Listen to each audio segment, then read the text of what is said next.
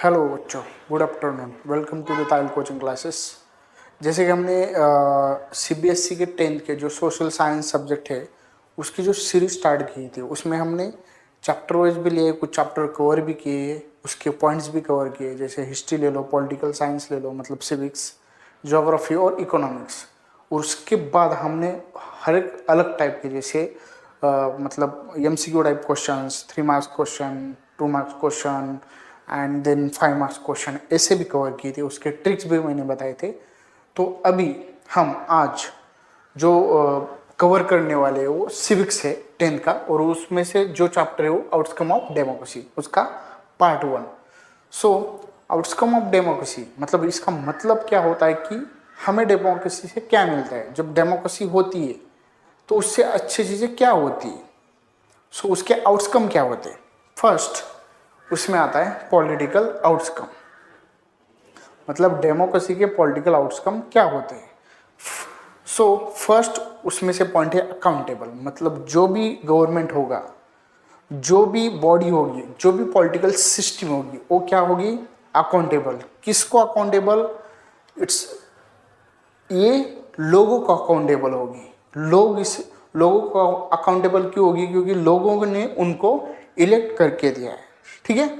उसमें से पहला point, democracy rule, democracy makes sure that the people have the right to choose their rulers. मतलब लोगों ने उनके जो रूलर्स होते हैं, जो लीडर होते हैं, वो चूज करने होते हैं। कैसे चूज करते हैं हम इंडिया में? सो हम वोटिंग करते हैं उनको। कुछ कुछ ऐसी कंट्री है जैसे यूएसए में वगैरह, वो बैलेट पेपर पर होते हैं, मतलब चिट्ठियाँ लिखी जाती है, चिट्ठियाँ, और वो डाली जाती है। लेकिन हमारे यहाँ ईवीएम मशीन होती है, उसके ऊपर हम वोटिंग करते हैं। क्यों?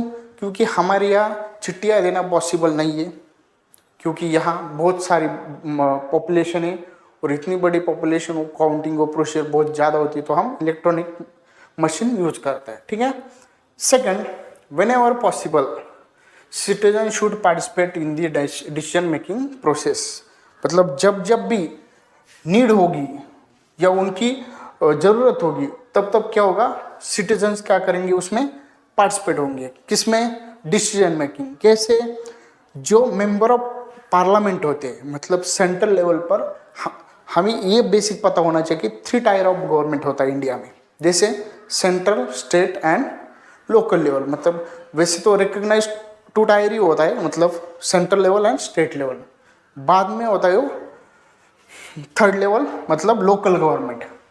वहाँ क्या होगा, हम क्या करेंगे, मेंबर ऑफ पार्लियामेंट लोकसभा में होते और डायरेक्ट इलेक्टेड होते, और उसमें से एक क्या होता है, एक होता है प्राइम मिनिस्टर कैंडिडेट और दूसरा होता है अपोजिशन लीडर। सो ये मतलब कोई अलग इनके लिए इलेक्शन नहीं होगा प्राइम मिनिस्टर और अपोजिशन लीडर का, ये एज ये मेंबर ऑफ पार्लियामेंट होके इलेक्ट हो के आते हैं। जो भी पार्टी मेजोरिटी सीट्स गेन करती है उनका लीडर क्या होगा, प्राइम मिनिस्टर। और ये कौन, मतलब लीडर कौन इलेक्ट करेगा, उनमें जो सभी पार्टी इलेक्टेड मेंबर होंगे वो उनको लीडर एज ए चूज करता है और उनका प्राइम मिनिस्टर कैंडिडेट घोषित करता है। ठीक है। Whenever possible citizen should participate in the decision making process. So हम लोगों को इलेक्ट करते हैं, जैसे अब मेंबर ऑफ पार्लियामेंट हो गया, और स्टेट लेवल पर क्या होता है, MLA, member of legislative assembly, उसको आमदार बोलते हैं। उनकी कॉन्स्टिट्यूएंसी भी अलग होती है। ठीक है। मतलब करीब करीब 3 लाख लोगों के लिए एक एमएलए होता है, मेंबर ऑफ लेजिस्लेटिव असेंबली। ठीक है, एमएलए। और 15 से 20 या 25 लाख तक ये होता है एमपी, मेंबर ऑफ पार्लियामेंट। ठीक है। सो महाराष्ट्र का अगर ले ले हम, तो महाराष्ट्र में मेंबर ऑफ पार्लियामेंट 48 जाते हैं, मतलब लेजिस्लेटिव असेंबली। और जो मेंबर ऑफ राज्यसभा होते हैं उसको भी एमपी बोलते हैं, लेकिन वो इनडायरेक्ट इलेक्टेड होते हैं। सो वो कितने जाते हैं, 19। और सबसे ज़्यादा, हमसे भी ज़्यादा कौन से जाते हैं, 80 मेंबर ऑफ पार्लियामेंट। 80 कहाँ से जाते हैं, उत्तर प्रदेश। ठीक है।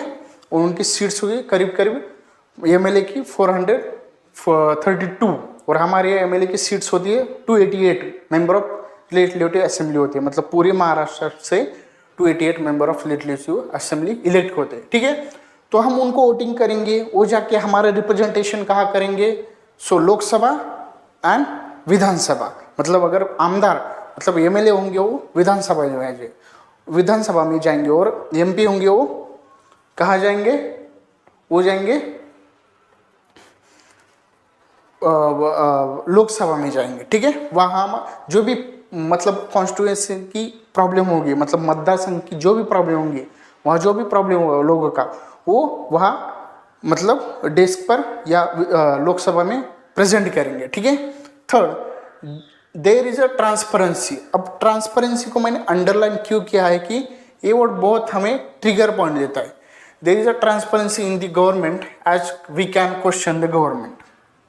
मतलब पॉलिटिकल आउटकम है, उसमें अकाउंटेबल है, और अकाउंटेबल गवर्नमेंट होता है तो वहाँ ट्रांसपेरेंसी होनी चाहिए। अगर ट्रांसपेरेंसी नहीं होती है तो डेमोक्रेसी कैसे कहलाएगा, डेमोक्रेसी सक्सेस होगी नहीं। वहाँ ट्रांसपेरेंसी होनी चाहिए, हर एक को, हर एक सिटीजन को न्याय, उसको जस्टिस मिलना चाहिए। So there is a transparency. Transparency किसमें, हर एक चीज़ में। जैसे डिसीजन मेकिंग, अगर आप बजट लाते हो उसमें भी ट्रांसपेरेंसी होनी चाहिए, बोलने में भी ट्रांसपेरेंसी होनी चाहिए, और डेटा में भी ट्रांसपेरेंसी होनी चाहिए। So there is a transparency in the government as we can question the government.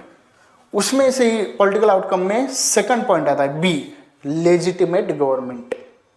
मतलब जो पॉलिटिकल सिस्टम होती है उसमें लेजिटिमेट गवर्नमेंट, ये पॉइंट भी आता है। सो लेजिटिमेट गवर्नमेंट में क्या आता है, democratic government is better than other forms of government. मतलब हम वर्ल्ड में जो भी डेमोक्रेटिक नॉन डेमोक्रेटिक कंट्री देखते हैं उसमें क्या होता है कि ऑटोक्रेसी होती है, अरिस्टोक्रेसी होती है, किंगशिप होती है।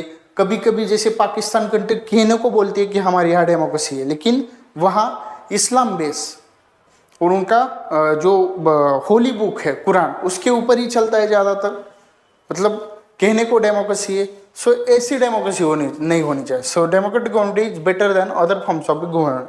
और ये गवर्नमेंट इंडिया ने मतलब सब वर्ल्ड को, सभी को दिखाया कि हाँ यस, इंडिया में it's a good and great democracy है। ठीक है। सो ये better than other government form होता है। ठीक है।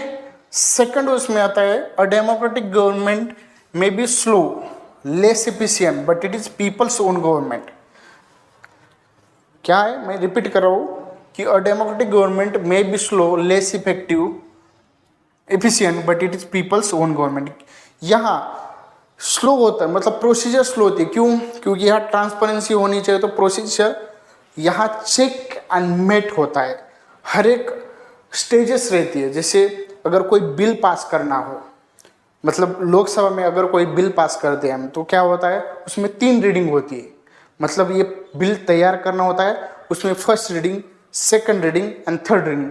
ये 3 ही रीडिंग में बहुत डिस्कशन हो जाता है। फिर ये बिल कहा जाता है, ये कमिटी पे जाता है, फिर वो अप्रूवल देते हैं, और फिर ये राष्ट्रपति पर जाता है। अगर राष्ट्रपति ने कुछ चीज़ें अगर चेंज करने को कही तो वो चेंज करना पड़ता है। अगर राष्ट्रपति ने भी उनको मान्यता दी, मतलब साइन दे दी, तो सुप्रीम कोर्ट, अगर कोई सुप्रीम कोर्ट में जाता है, कोई भी सिटीजन ऑफ इंडिया अगर इस बिल के ऊपर या अगेंस्ट कोई बोलता है, तो वो फिर डेस्क पर या लोकसभा पे डिस्कशन में आएगा।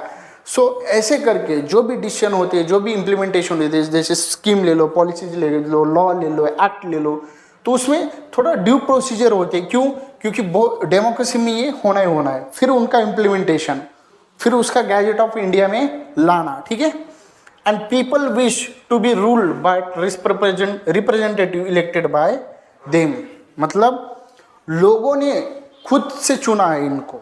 सो क्या, people wish to be ruled the representative elected by them. लोगों ने जो भी रिप्रेजेंटेटिव चुने हैं वो क्या करे, उनके बिहाफ वहाँ रूल करे, उनके प्रॉब्लम रिप्रेजेंट करे। इसका मतलब ये होता है।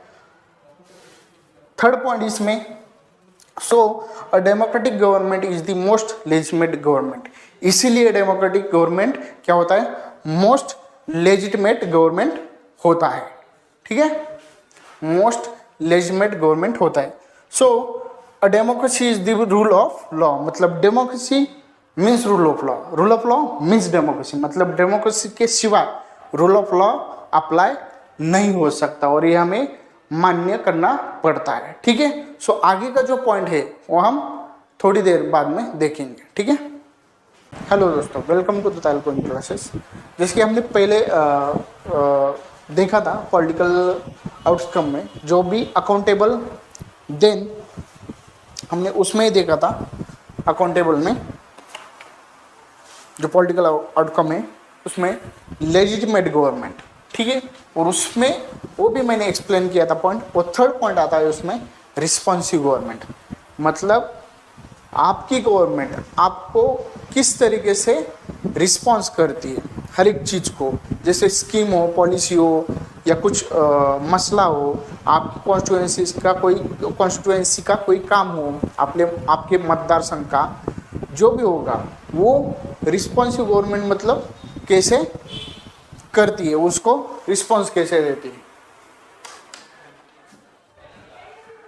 सो उसमें फर्स्ट पॉइंट आता है the people wish to be ruled by representative elected by them. मतलब पहले पॉइंट में ही आता था, मतलब जो पहला पॉइंट था लेजिटिमेट गवर्नमेंट, उसमें क्या था लास्ट पॉइंट, सर एक मिनट, उसमें लास्ट पॉइंट आता था people wish to be ruled by representative elected by them, मतलब लोगों ने रिप्रेजेंटेटिव को इलेक्ट किया है तो उनके भी आप वो क्या करेंगे, लोकसभा या Rajya Sabha as well as state assembly में, विधानसभा या विधान परिषद में वो मुद्दे या वो जो भी आपके प्रॉब्लम होंगे वो रिप्रेजेंट करेंगे। इसमें सेकंड पॉइंट आता है they believe that the problem can be best address, मतलब लोगों का बिलीफ होता है, क्यों, क्योंकि आपको उन्होंने इलेक्ट कर दिया है रिप्रेजेंटेटिव को। उनका बिलीफ क्या होता है कि उनके problem as a basic problem होंगे या मेजर प्रॉब्लम होंगे वो बेस्ट एड्रेस किए जाएंगे। कहाँ, अकॉर्डिंग जो भी मतलब अकॉर्डिंगली जो भी हाउस ऑफ पार्लियामेंट या हमारा विधानसभा लोकसभा होगा वहाँ। People have their right to speak and protest for their demands in democracy. अगर रिप्रेजेंटेटिव ने या कुछ मिनिस्टर होंगे, मतलब रिलेटेड जो भी मिनिस्ट्रिएट होंगे उसके रिलेटेड जो मिनिस्टर होंगे जिन्होंने पदभार संभाला है, या जो भी आमदार होंगे या मेंबर ऑफ पार्लियामेंट होंगे, अगर वो प्रॉब्लम या उस प्रॉब्लम में ध्यान नहीं देते या उनको विधानसभा या लोकसभा में नहीं मतलब रखते, तो पीपल क्या करेंगे, प्रोटेस्ट करेंगे। और ये राइट्स है, और ये किसने दिया है, बाय कॉन्स्टिट्यूशन। बाय कॉन्स्टिट्यूशन ये राइट हमें दिया है, जो फंडामेंटल राइट्स होते हैं उसमें, ठीक है, 15 to 30, ठीक है, 31। So people have the right to speak and protest for their demands if, अब आगे क्या होता है, if the government does not fulfil the aspiration of the people then, अगर गवर्नमेंट पीपल की जो एस्पायरेशन, जो चीज़ें उनकी जो डिमांड्स होती है, अगर वो फुलफिल नहीं करता, कंप्लीट नहीं करता, देन पीपल क्या करते हैं, दे change the government by the voting it out in the most next election. जो भी मतलब हमारे यहाँ इलेक्शन कब होते हैं, हर एक 5 साल के बाद, मतलब 5 साल के बाद इलेक्शन होते हैं। मतलब अगर हम वोटिंग करते तो 5 साल वो गवर्नमेंट पावर में रहती है। अगर ये गवर्नमेंट वहाँ काम नहीं करती, ये गवर्नमेंट अगर वहाँ काम नहीं करती, तो ये क्या करेंगे, अगली गवर्नमेंट को इलेक्ट करके देंगे, या उस एमएलए उस एमपी को वो इलेक्ट नहीं करेंगे, वोट नहीं करेंगे। अब क्या होती है, जो मेजोरिटी पार्टी होती है, जिनके भी मेजर सीट्स होते हैं लोकसभा में, वो पार्टी क्या होती है, सेंट्रल में गवर्नमेंट में आती है। जैसे कि अभी भारतीय जनता पार्टी है, ठीक है, नरेंद्र मोदी जी प्राइम मिनिस्टर है, तो वो कैसे बने, क्योंकि उनकी सीट्स ज़्यादा है। और जो राहुल गांधी वो अपोजिशन लीडर बने, क्यों, क्योंकि second most elected member party है, वो अपोजिशन पार्टी होती है। उनका भी एक कोटा होता है कि इतने इतने सीट्स होनी चाहिए, तभी वो अपोजिशन पार्टी कहलाएगी, ठीक है।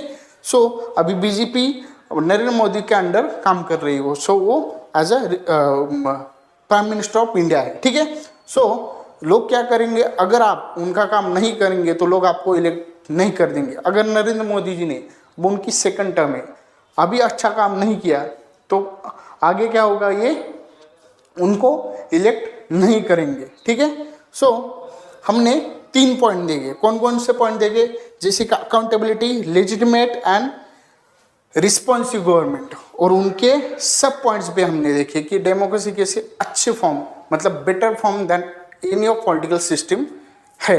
सो डेमोक्रेसी की यही फायदे होते हैं कि हम अगर रिप्रेजेंटेटिव काम नहीं करती, गवर्नमेंट काम नहीं करता, तो हम उनको सत्ता से वापस घर पर बैठा सकते हैं। ठीक है, सो अगले वीडियो में हम इसका आगे का भी पॉइंट देखें। Thank you so much.